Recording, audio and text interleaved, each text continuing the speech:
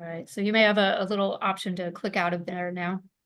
So it is my pleasure to introduce tonight's speaker, who has presented several excellent programs with the Heritage Center in the past. Gene Schmiel is a retired U.S. Department of U.S. Department of State Foreign Service officer.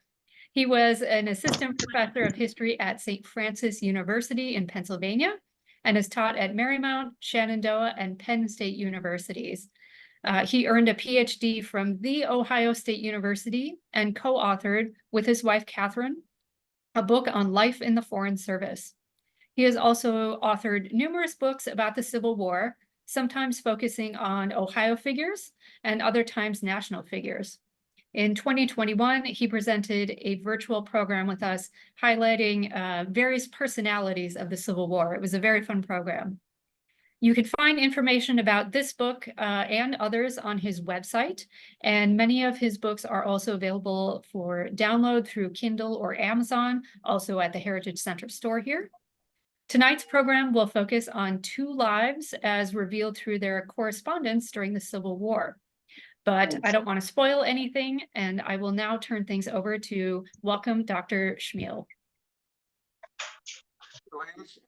And thank you to the Oberlin Heritage Center for hosting me. I just 2 seconds ago I noticed that my oldest grandson, who's 21 years old, is one of the people watching here. And if you had told me back in 1968, when I first visited Oberlin to begin looking at the papers of Jacob Dolson Cox in the archives, which were in Boswell Hall at the time, that 50 some years later, I'd be giving a talk with my 21-year-old grandson listening. That would have really been quite something. Anyway, so yes, today I'm going to talk about 2 books, Citizen General, which was my first book published in 2014, which was based on my dissertation.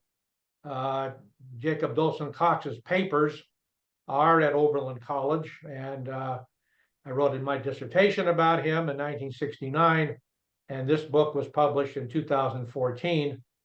And while I was doing the research on this book, Ken Grossi, who is the archivist of Oberlin College, told me that the college had, back in the 90s, gotten a typescript of some 200 letters of Jacob Cox to his wife, and many of which I had never seen. So those played a critical role in this first book. And as I read through those letters, I said, you know, these letters by themselves, annotated, would make an interesting book. And that is why we have this second book, My Dearest Lilla, Letters Home from Civil War General Jacob Cox, which was published last year by the University of Tennessee Press. So I'm going to be talking about these, and it's a talk about the Civil War, but it's mainly a talk about 2 people who fell in love in Oberlin and retired in Oberlin and have such a close connection to the city. So let's begin about Jacob Dolson Cox. When I was doing my research, there's a wonderful reference book, the Civil War Dictionary. And the author said he used to teach a class and he would talk about Jacob Cox. And he said students would put up their hands and say, well, whatever happened to J.D. Cox? And the professor didn't know. Well, what happened to him, that he was one of the best citizen generals of the Civil War. There were 3 million men in arms in the Union Army, of which about 9,000 were professional soldiers. The rest were citizens. After the war, he was an influential post-war political leader. He was an historian of the Civil War, and he was a devoted husband and father. He was born in Montreal, Canada in 1828. This is interesting. His father was a master builder, and he had the contract to build the cathedral in Montreal. And so Cox and one of his sisters were born while the family was in Montreal. His mother was a descendant of the elder William Brewster of the Mayflower. After a few years, they moved back to New York City. And there, Jacob Cox grew up, and he was very much an intellectual child, very straight-laced, very stoic, very rigid, and he lacked a common touch. He, about 10 or 15 times in all the research I found, he would tell a joke, but there weren't very many. But the key item in his life was that in 1846, when he was 18, he went to a revival in New York City by Charles Finney, who was about to become the president of Oberlin College. And Cox decided he was going to attend Oberlin and he was going to study under Charles Finney to become a minister. So in 1846, he was on his way to Oberlin. And Oberlin, I'm not telling this audience anything you really need to know. There's nothing new. This is obviously, Oberlin has always been known as a very radical place. In this era, it was radical because there were female students and there were Black students, which very rare.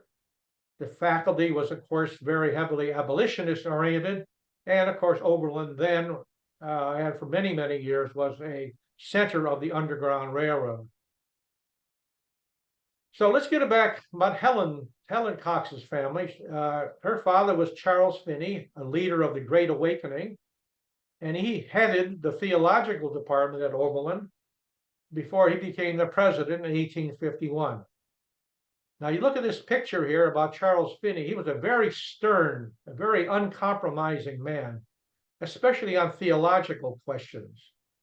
This is one of the few pictures we have of Helen Finney, his oldest child. She was born in 1828, so she and her husband were born a few months apart. She also was very intellectually oriented, and she attended the Institute. She got a college degree, but she always accompanied Finney on many of his revival tours. Now, this is Helen Finney's first son. We'll talk about him, William Cochran. Helen Finney was married twice. But her son wrote later in life that she resented her father's strict family rules. And she liked to visit friends where she could indulge in games without fear of rebuke from her stern father. Whether we know this or not, in 1846, maybe in a fit of rebellion, we don't know, she was 18 years old. She married a 33-year-old Oberlin professor named William Cochran, and they moved to New York. And this was an interesting item. I found this in my research. Charles Finney didn't think she was ready to get married, and he supposedly said, quote, "Thou knowest, O Lord, that she is no more fit to be married than this chair," emphasizing his remark with a sharp blow on the chair that was right in front of him. I don't think maybe Helen found that a positive endorsement, but there you are. Okay, well, Helen Finney got married in 1846. Her husband died in August 1847. At the time, she was pregnant with their first child, so she returned to Oberlin to live in the Finney home. Her mother died in December 1847. Again, get the sequence of events here. Her son, William Cochran, that we saw before, was born in March 1848. So in the middle of 1848, Helen Finney was 19 years old, a motherless widow with a newborn child. I mean, think of that combination, very difficult things in life. Living in the home of her stern father, who would get married again later that year. Now that's a life of lots of transitions early in your life. Now, Jacob Cox, he had been in Oberlin since 1846. He was studying theology. And he quickly established a reputation as very bookish, very shy, very introverted. This is when he's about 35. I couldn't find any pictures of him earlier in life. So anyway, they met each other. They had very similar personalities, very introverted intellectuals, and they met and fell in love in 1848 after Helen had her first child. And they were married in Oberlin on November 29th, 1849. September 1849, 2 months before the wedding, Charles Finney went to England with his new wife for an evangelical tour. So he and the new wife did not attend the wedding, but he left behind 3 daughters, Helen's sisters, for Helen and Jacob to raise, in addition to Helen's son, in return for living rent-free in the house. And this is the Finney house in Oberlin. Actually, for the time, it was quite a large house. So, and their first child, the Cox's first child, was born in 1850. So for a little over a year, the two of them were living newlyweds and taking care of 5 children. When Finney came back, he and Cox had lots of debates about theology, and they got into a very, very tough, rampant debate, and they disagreed. And Finney said to Jacob Cox that he was not being honest in what he thought. And if there's one thing that Jacob Cox was honest. So he ceased his studies of theology. They left Oberlin. They went to Warren, Ohio, which is in the eastern part of Ohio, to become where he would become the superintendent of schools, first one ever, and then he became a lawyer. And in Warren, Ohio, in the 1850s, they had 4 children. They had Jacob III, Kenyon, Charles, and Brewster. And this is their house in Warren, Ohio. And one of the, we unfortunately don't have that many letters from Helen to Jacob, but this was an interesting letter that she wrote in 1909 to her son Kenyon about what she thought of her role in life. And she said, "My ambition has always from childhood been for fame. And although my own life has been in the quiet domestic lines, the fame of my father, my husband, and my son," that's her son Kenyon, who was a very famous painter, "has been dearer than life to me." Anyway, in the mid-1850s, not surprisingly, Jacob Cox, who was known by Dawson, his middle name, became one of the founders of the Republican Party, the anti-slavery party. And in the late 1850s, they became very close friends with these 2 people, James and Lucretia Garfield. James Garfield will later become president. And he was a minister. So the 2 of them were very intellectually oriented and very good friends for the rest of their lives. Now, Jacob Cox did not want to run for office because he had 5 children and he wanted to establish himself. But in 1858, an event happened that most of you know about, known as the Wellington Rescue. And I love the title of this book, "The Town That Started the Civil War." That's about Oberlin. And what the author is talking about is the Wellington Rescue, when people of Wellington and Oberlin rescued a freedman who was being taken south to be put into slavery. So Jacob Cox spoke publicly about this, and he decided, okay, I have to start a political career.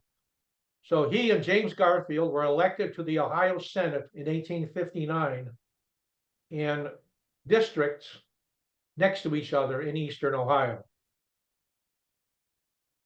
1859, 1860, 1861, the sectional crisis. The question was, is the nation going to go to civil war? And Jacob Cox thought to himself, I have no military background, but he said, I'd committed to go to war. And so he was reading military history, and he could read Latin, Greek, and French.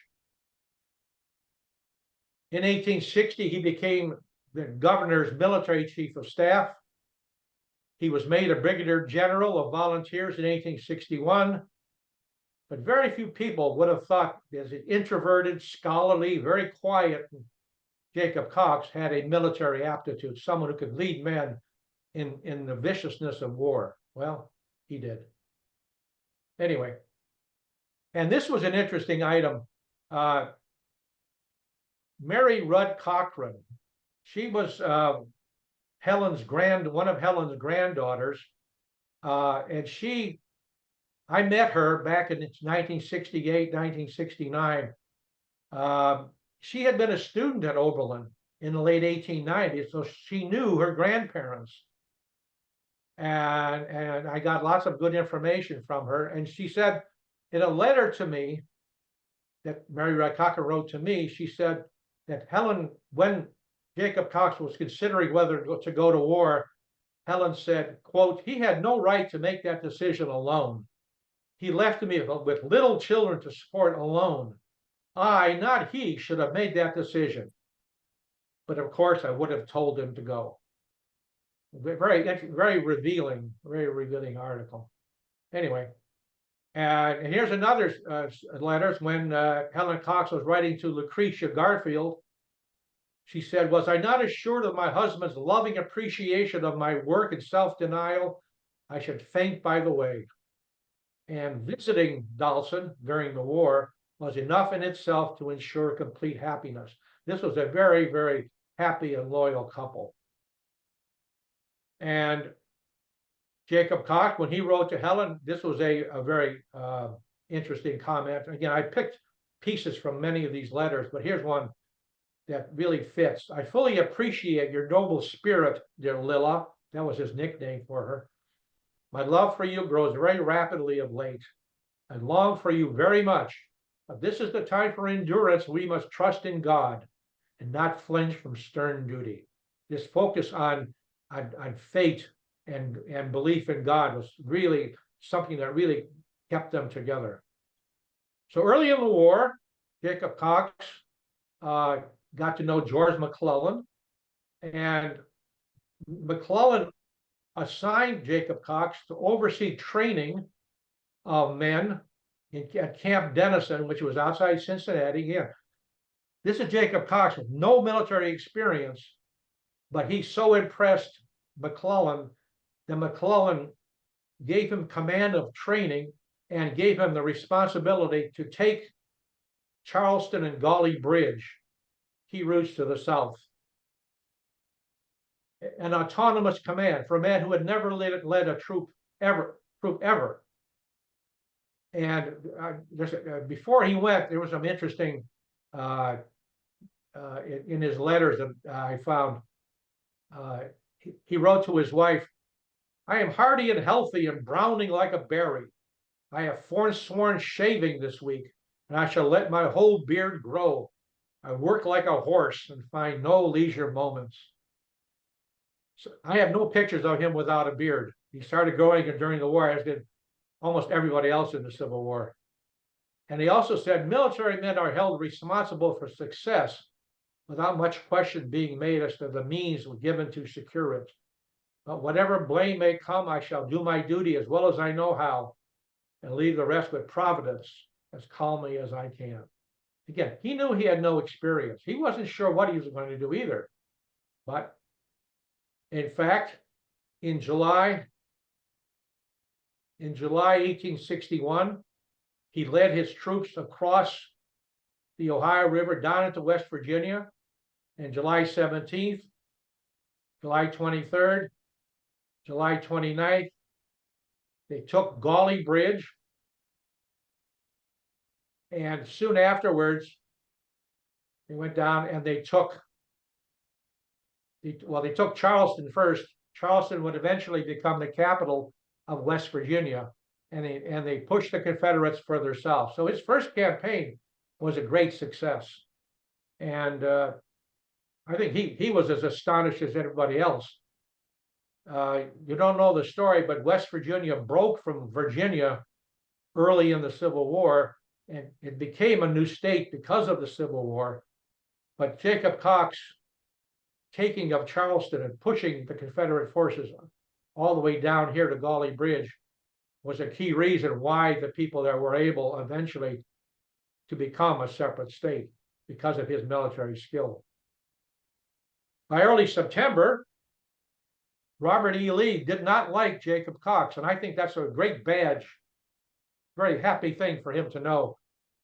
Lee Cox wrote in his memoirs later on that he was very happy to read that Robert E. Lee said that Cox is making himself very acceptable by his considerate conduct. So Robert E. Lee, in fact, went to West Virginia to try to push back Jacob Cox, and he failed. In the middle of all this, while he was on his way going down to in West Virginia, their fifth child, Brewster, was born in 1861, and he was very, very ill. And Helen wrote, Jacob Cox kept writing letters home. I hope he's better. I hope he's getting better. On a letter of September 10th, Cox wrote to his wife, I long very much to see him, for he is a little stranger to me yet. He'd only seen this child once. Helen wrote in the margin of this letter, I received this letter the very day our dear little Brewster died, the 14th of September, HFC. This was a typical event of this era in which typically a third of the children died in infancy. But this is something because Jacob Cox was at battle, he couldn't come home. And so he wrote later, if he has gone to heaven, may God comfort you and give us both strong faith in his loving providence.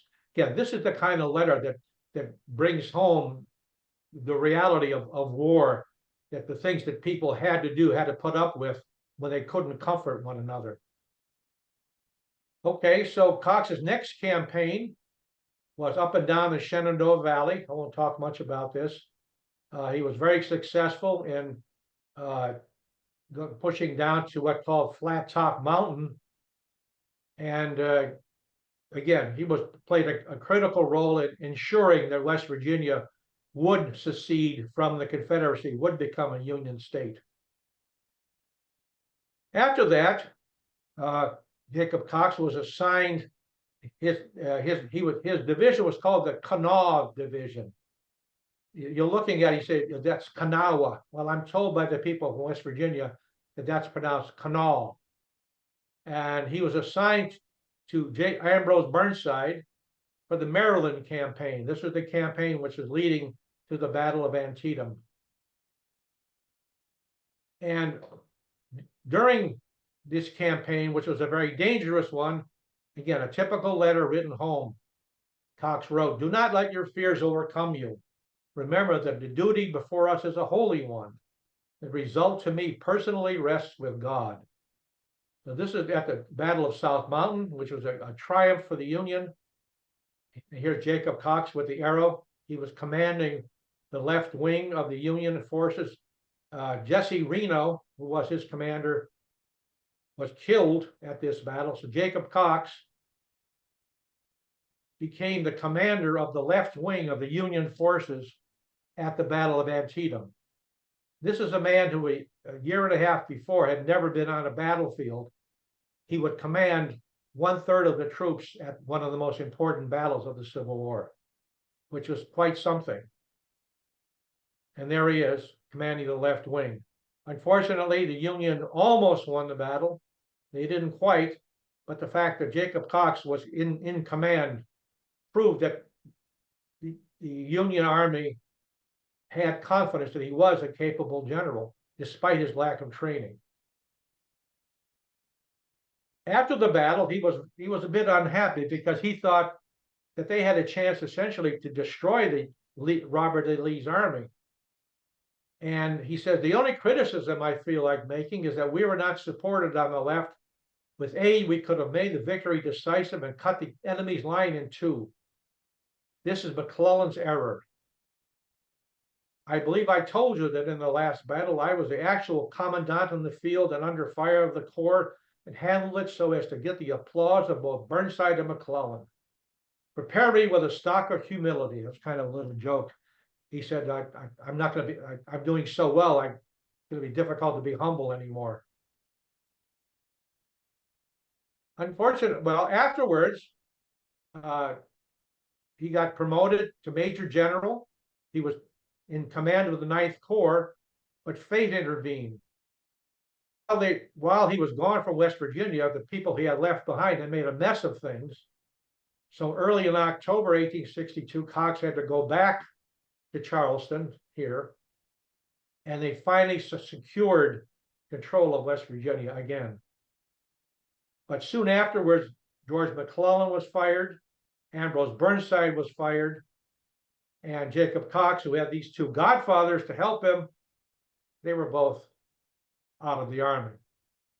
So Cox was taken off the battlefield. He became commander of the District of Ohio in Cincinnati. So for a year, he was behind a desk. He didn't want to be behind a desk. This is a pretty good picture here of him sitting with a uniform on. But one good thing about it is that, one good thing about it is that senior officers, their wives could come to visit. So Helen visited him in Cincinnati for a couple of weeks because he had no military duties other than to shuffle paper.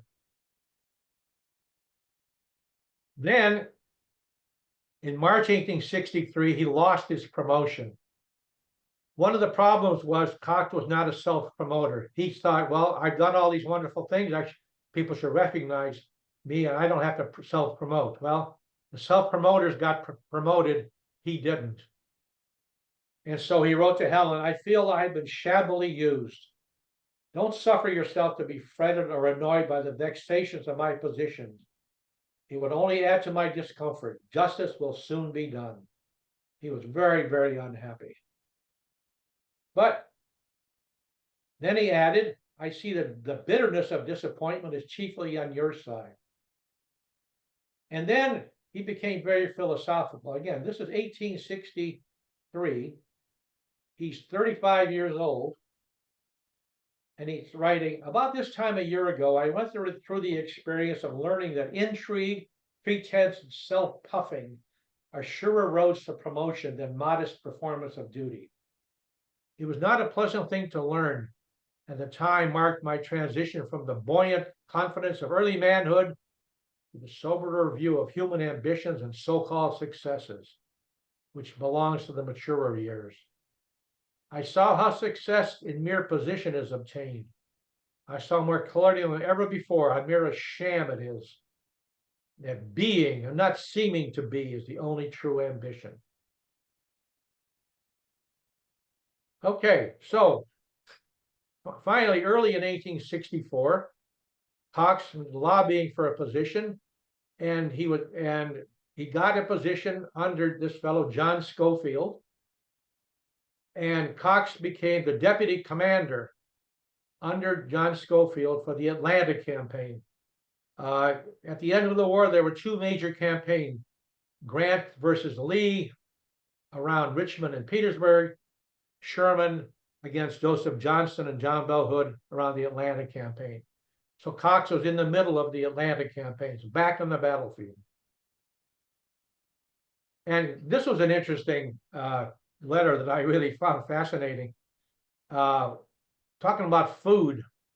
And he wrote, my health seems quite good as usual again, though my vile diet we have for some time makes it almost impossible to be free from bowel complaints. And he said, a good deal of scurvy has been manifested among our men, and yesterday we were gladdened by the arrival of the agent of the Sanitary Commission, who brought us some onions, potatoes, and sauerkraut. Never were vegetables more wanted or better appreciated. Again, the kind of thing you don't think about, but they were thrilled that they got to eat some sauerkraut and onions. Because, again, as we learned over time, men got scurvy if they didn't eat vegetables. So this was an interesting letter. Okay, so the Atlanta campaign begins out of Chattanooga. I won't go through all this great detail here, but it goes from May all the way till September as William Tecumseh Sherman pushes the Confederates further and further down towards Atlanta. And in the middle of all this, Again, Jacob Cox was never even wounded during the war. And at one point, he said to his wife, "If I told you all the narrow escapes, you would be kept uneasy all the time. It is much better you should only reflect upon the fact that so far I am unhurt. And the escapes will do to talk about at home when the war is over and I can fight my battles over again by the fireside." He was a very elegant writer too, but he's talking about the fact that, in fact, men were killed next to him, horses were shot from under him, but he never was wounded. But I'm sure his wife wanted to know what the possibilities were. Okay, so June 1864, the attacks are going on, and they're fighting towards, and at one point, William Tecumseh Sherman decided to attack the Confederates head on. This is something he said he wouldn't do. And Cox wrote to Helen, "The orders had at first assigned that my command should assist in the assault near the center, but General Sherman finally concluded that I could do more good by the flank movement, for which I was not sorry, as I knew the results of the assaults must be very doubtful. Thousands of men were killed attacking directly." And in fact, Cox found a way to flank the Confederate army and force them to retreat. And he told Helen, "General Sherman said I accomplished the only valuable result of the whole day's fighting." The campaign finally ended when Sherman, you see Atlanta here, Sherman moved all the way around to the south to break the last supply line here. And during this time, there was a General John Bell Hood, the Confederate commander, got a report from a woman spy who said she had seen Jacob Cox out here, and that she had asked for food. And Cox said something to the effect of, "Well, we don't have any damn food, and you're damn blah blah blah blah blah." And of course, Jacob Cox didn't even know what the word damn was, much less ever curse. And so John Bell Hood said, "Aha, you see, they're retreating. And this Jacob Cox is cursing about it." Well, of course, he didn't. And in fact, Cox came here on August 31st. They broke the last supply line of the Confederacy. And September 1st, Atlanta was abandoned. And that was one of the key reasons to ensure Lincoln's reelection. So Cox played a critical role there. So Sherman offered Cox the chance to come on the March to the Sea, but John Schofield convinced him that there was a threat from John Bell Hood. So they were sent to Tennessee to meet Hood's advance. And here's a picture of Sherman's forces leaving Atlanta, the city which they essentially burned down.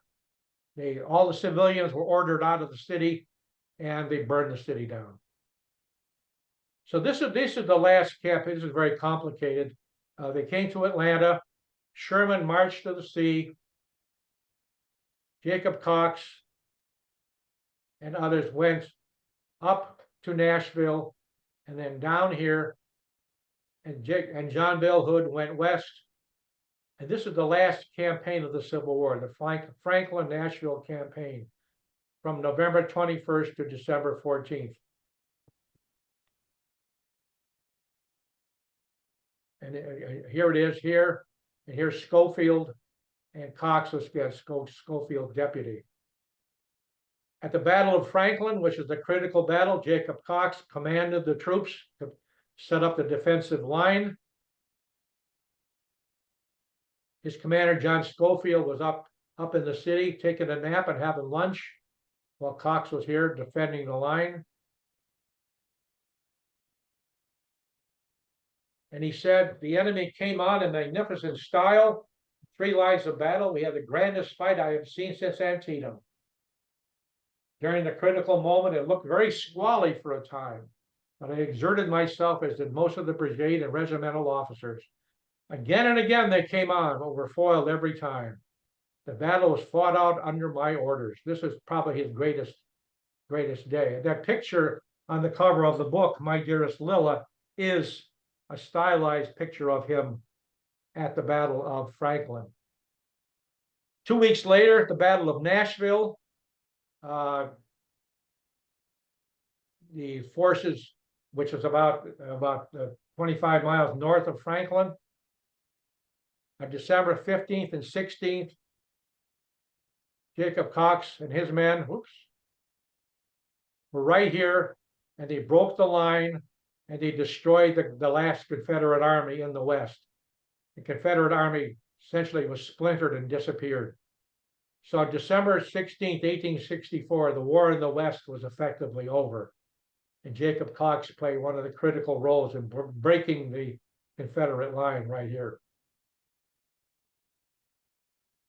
A couple of weeks later, Cox returned. He came home to Warren on a furlough.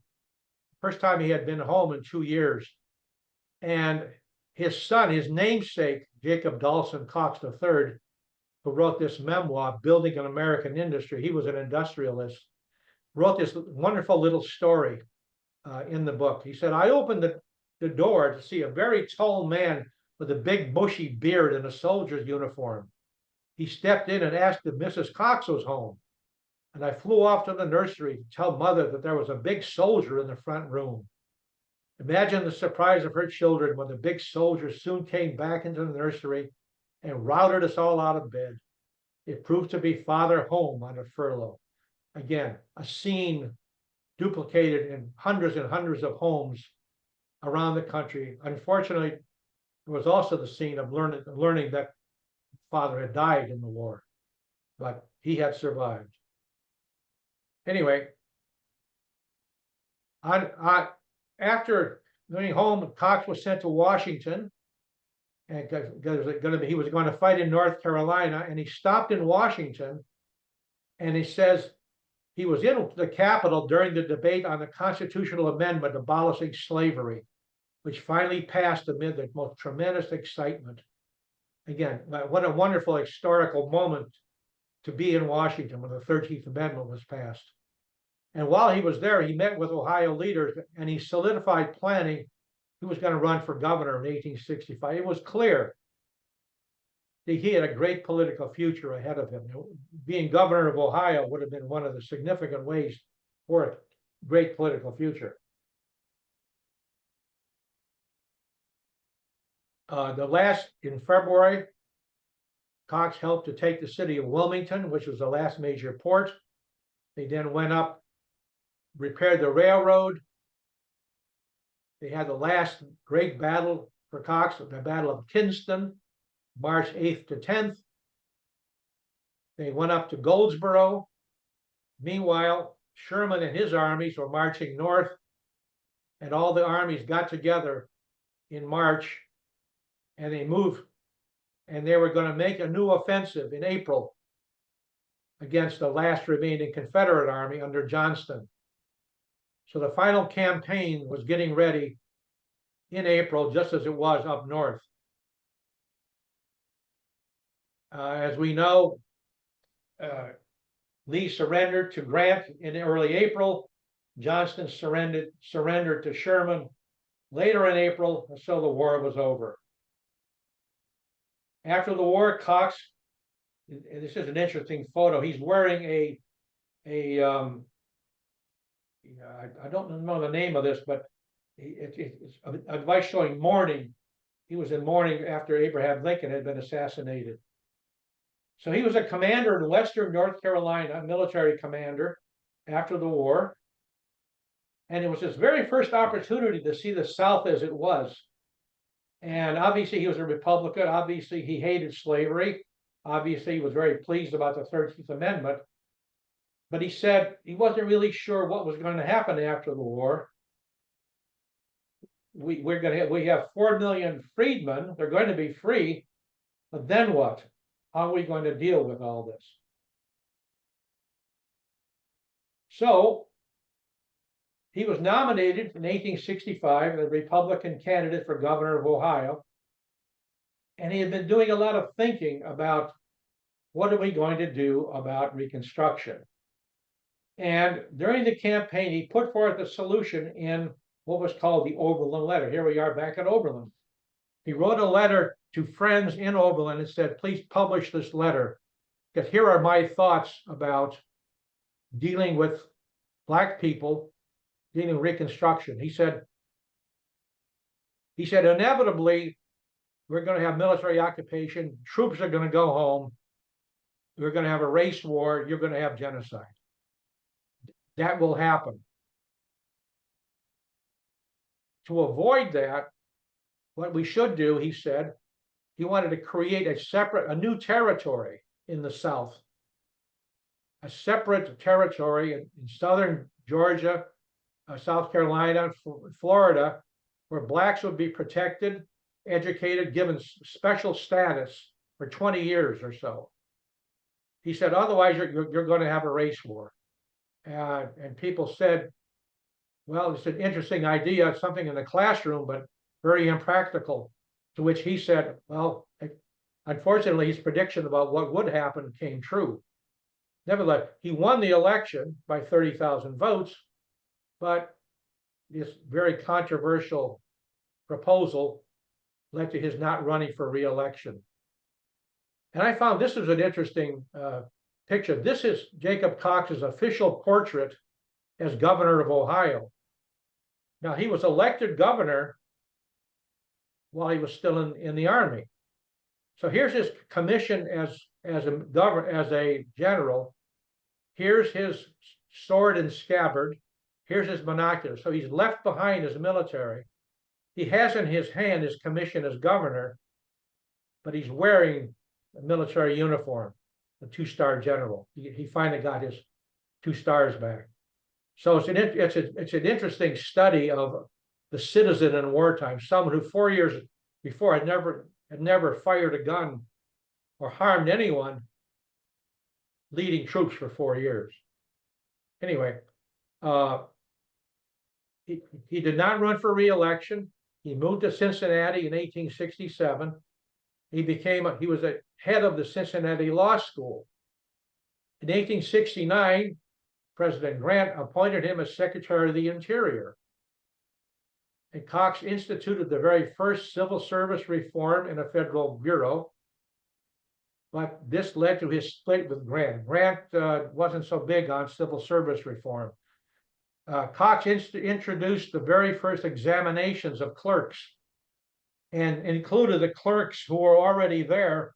And the story goes that 1/3 of the clerks in the Interior Department resigned. It seemed they didn't know how to read or write, so they couldn't pass the examination. But they got their job because their cousin was a congressman and they were there to get a paycheck, not to do anything. So anyway, so Cox and Grant split over this, the effective end of his political career. So they moved back to Cincinnati. Again, he was at the Cincinnati Law School. And in 1871, their very last child was born, Hope Charlotte. Again, they were 43 years old at the time. So obviously they were still a loving couple. Nothing more to say. In his final years, he got a reputation as the Renaissance man. So this is he wrote a 1,300-page military reminiscences of the Civil War. He's considered one of the best authors about the Civil War. During this time, he was a railroad president for a while. He was a congressman one term. He was the dean of the Cincinnati Law School and president of the University of Cincinnati. These are his retirement positions. And in his spare time, and this was astounding to me, he wrote 30-some articles about microscope photography, which was a brand new science at the time, which he knew nothing about, but he made himself into a microscope scientist and was the president of the society in his spare time. This is a brilliant man. This is an interesting picture. This is their house in Cincinnati. This is Jacob Cox here. This is Helen right here. This is their eldest child. I mean, their youngest child, Hope Charlotte. And right here, I think it's here, this is Mary Rudd Cochran. This is the woman that I knew when I was doing my research in Oberlin. She was about 3 or 4 years old at the time. Oh, wait, more likely it was this one. It was this one. Okay. But this is where they lived in Cincinnati in old age. In 1897, the Coxes returned to live in Oberlin, where he got a deal. He essentially spent the next 3 years in the library writing his reminiscences, reading his old letters, reading the documents. And these are the same documents that I read when I was doing research about his life back in 1969.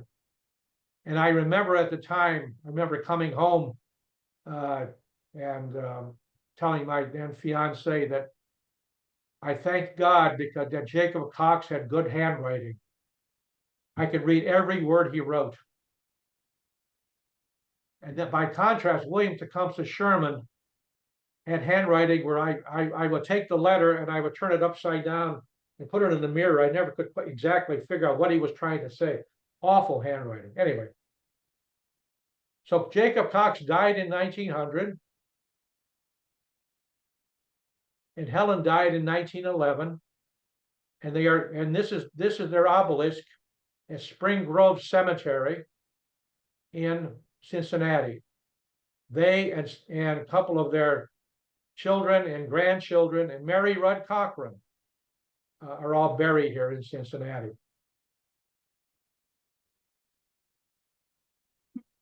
Excuse me. Boy. Now, as many of you know, there are tributes to these two people and to their relatives. This is Finney Hall, a tribute to Helen's father on the campus there at Oberlin. It was built in 1908. A few hundred yards away is the Cox Administration Building, named after Jacob Cox. This was financed by his son and namesake with a gift to the college. A very interesting building because inside, those of you, when you walk in, you may not know it when you walk into the building, but you will see to the left and to the right, 2 tributes by Kenyon Cox. This is their son who became the artist. Many of his paintings are in the Library of Congress. On one side, to the memory of Jacob Dawson Cox, Integer Vitae, integrity of life. And this is a tribute. This is Cox, the intellectual, and Cox, the warrior. 2 sides of his character. On the other side is a tribute to Helen Finney Cox, holding up the light of learning. And you can't see it, but for reasons I'm never quite sure, she has a crown of thorns on her head. Interesting. I'm not quite sure. Obviously, she has some suffering. As I said, she was a 19-year-old widow without her mother. So she had a tough beginning to life. But anyway, so that is the story of Helen, Mr. and Mrs. Citizen General, Jacob and Helen Cox. Their very strong ties to Oberlin and the Civil War era. And as I said, this is the painting. This is Jacob Cox holding the line at the Battle of Franklin. That's why I had that put on the cover of the book. So thank you all, and I hope you enjoyed it, and I hope there are some good questions and commentary. Sorry for the coughing spit. Thank you so much, Gene. That was a wonderful program. I know most people are muted right now, but I think we're all giving you a round of applause and thanking you for your time and this dash through such interesting history. Yeah. I'm going to take you off spotlight for now, just so that we can see everyone in case people have questions. At this time, you are welcome to unmute yourself and ask your question, or if you want to use the Zoom function to use their little raise the hand function, we can do that. Or there's also the chat option. So I think we're a small enough group that we can wrangle all of this. But did anyone have a question for Dr. Schmiel? there was a little comment there from my grandson saying, "Wonderful presentation, Grandpa." Thank you, Ethan. Of course, anytime. It was a pleasure. There he goes. Okay, where are we here? Okay, here we are. All Um, right. Amy? Hi, Someone sorry who's for not the in my family. blurriness. Go ahead. Sorry.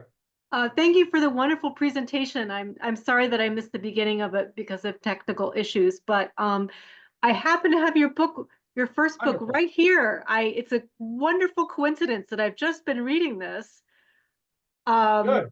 I've become very interested in Mr. Cox and his time and as the Secretary of the Interior. Yes. And so that is my question. I'm wondering if you, in your work with the archives, found any evidence of, and this is pretty specific, but we have some Native American cultural items at Oberlin from the Plains. And I know that when he was Secretary of the Interior, he met with some big time leaders. Do you have any evidence that they gave him gifts or that he did any collecting of what might call artifacts or cultural items? Well, the answer to the question, I don't know, but yes, Red Cloud came to visit Washington, and Eli Parker was the secretary of the Bureau of Indian Affairs. He had been a general, he was a Seneca chief and a member of Grant's staff. So they worked very closely together, implementing a new Indian policy. Their policy says, you know, we got to stop these Indian wars, but of course, their policy was the Indians had to give up all their old ways, give up their culture, become farmers. That was their solution, which Red Cloud and the others were not very happy about. So they came for a state visit. I remember reading about the fact that during they had a dinner and they were served food, most of which they really couldn't figure out how to eat, but they enjoyed the ice cream. They never had ice cream before, so they said, "Try this," and wow, they really liked it. But no, I'm sure they were given artifacts, but I have no idea whether were any kept. I don't know. But Okay. if you have some, great. Yeah. Thank you. I've got a question. Two. Yes, One is, I didn't hear why her name was Scylla Lilla. or Lilla. Okay, Lilla, yeah. so It, didn't it, understand that.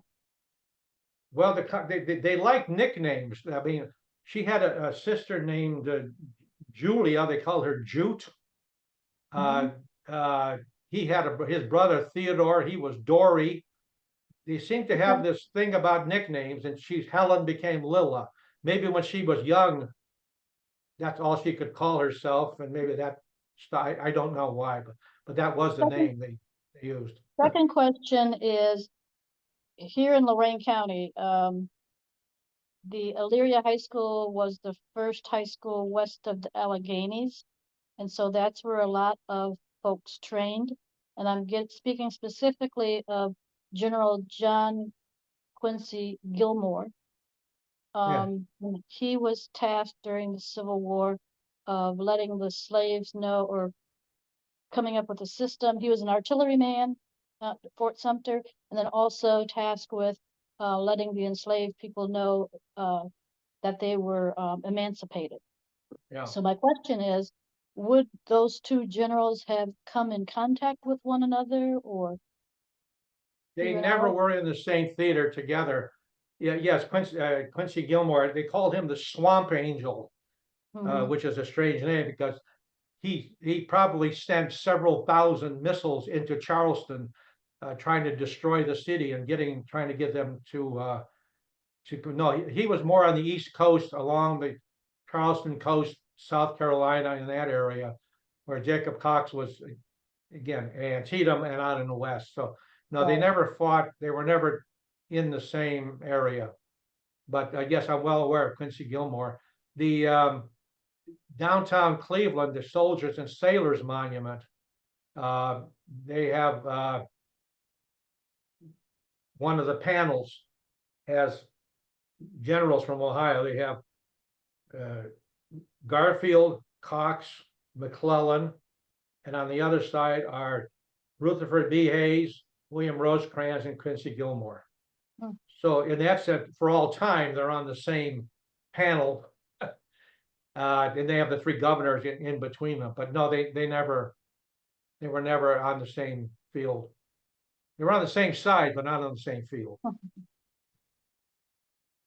And I have spoken to the Quincy Gilmore Civil War Roundtable in Elyria a couple of times.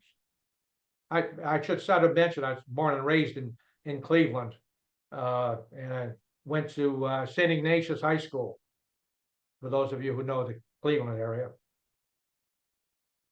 Gene, I had a question chatted to me through the system. It's from Ryan Kearns. They ask, well, they compliment first. Thank you, really enjoyed it. Curious your thoughts on post-traumatic stress during the Civil War and its effects on Mr. Cox. Any evidence, etc.? How would that make an impact on other soldiers during that time? Great question.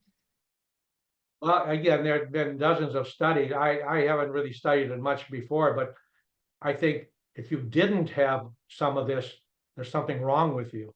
I mean, with all this chaos and noise and screaming and blood and violence and constant booming and missile, everything flying around you.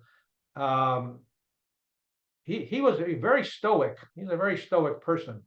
And from his writings and from what others have written about him, I just seem to be no evidence of it. But and again, he had obviously from his letters, a very strong faith. He constantly was writing about God will provide, God will take care of us. I think that probably helped, but if he didn't have it, I'd be surprised. But who, yeah, I personally have never been in war, but I can't envision in the chaos of the battlefield how you would not have that. But the answer is I don't know, but I don't think so. There's no evidence of it anyway. And I've been studying this man since 1969, so nothing yet. A few more chats came in. Ryan said, thanks, that makes so much sense. And Patrice Eder also said she had read recently that PTSD at that time was known as soldier's heart. Soldier's what? Heart, as in your blood organ. Could be. I mean, as I say, if you weren't affected, you weren't normal. It's chaos will do that. Right. I think final chance for questions or comments to Mr. Schmiel. Dr. Schmiel, sorry. Whatever. It's a long time ago. 1969. My God. Same year I was married. 55 years ago. You want to mention the books available for sale? Oh, you said that, I guess. I said that, but I think that's good you bring it up again. Yes. For sale through, I think I said Amazon, Kindle, the Heritage Center. I imagine also the local bookstores here and maybe in libraries where all of you are located here tonight as well. No. All right. Well, one last round of applause. Thank you so much, Dr. Schmiel. Okay, thank you. People are saying great presentation. We really appreciate your time and your dedication to this thorough research and telling these stories of individuals that really just bring this time period to life in a more relatable manner. So thank you so much. My pleasure, and let's do it again. My next book, whatever that is. That's right. I didn't ask. We'll be watching for it. Okay. All right. Thanks again. Thank you all. I'm going to end the meeting for everyone. Take care, everyone. Well, goodbye, Ethan. Goodbye.